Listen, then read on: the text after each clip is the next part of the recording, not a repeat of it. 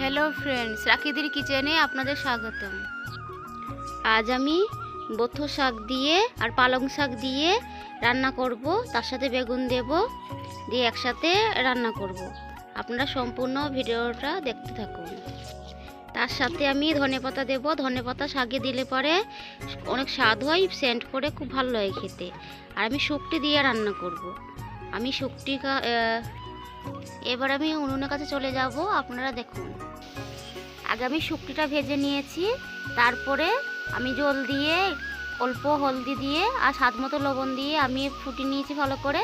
এবার শাক বেগুন আমি সব একসঙ্গে সব দিয়ে দেবো, যেগুলো কেটে রেখেছি। শাক,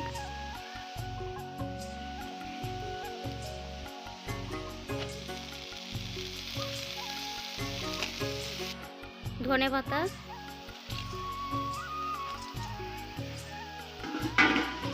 ভালো করে আমি নেড়ে নেব।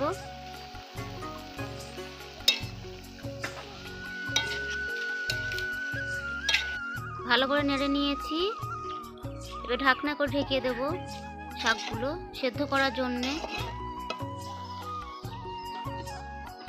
শাকটা খুব ভালো করে সিদ্ধ করে নিয়েছি।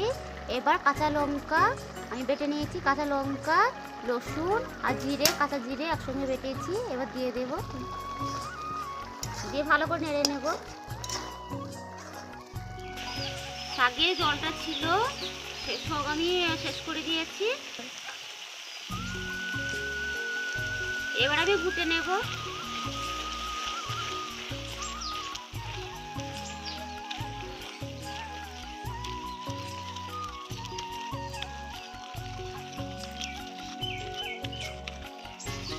শাকটা খুব ভালো করে আমি গলে নিয়েছি। এবার শাকের জন্য আমি যে ভাতের ফ্যানটা রেখেছিলাম, এই ফ্যানটা যদি দিই তবে শাকটা খুব ভালো লাগে খেতে, ঘন হয়। সেই জন্যে মাছটা আমি অল্প দিয়ে দেব।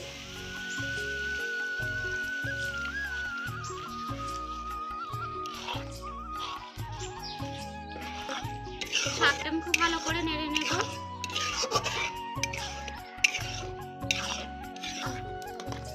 শাকটা হয়ে গেছে, এবার আমি নামিয়ে নেব, ঢেলে নেব।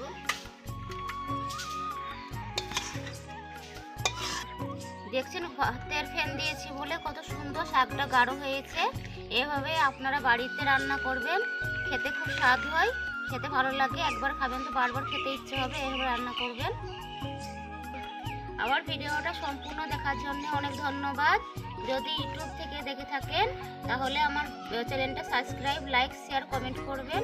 আর যদি ফেসবুক থেকে দেখে থাকেন তাহলে আমার পেজটা ফলো করে দেবেন। ধন্যবাদ।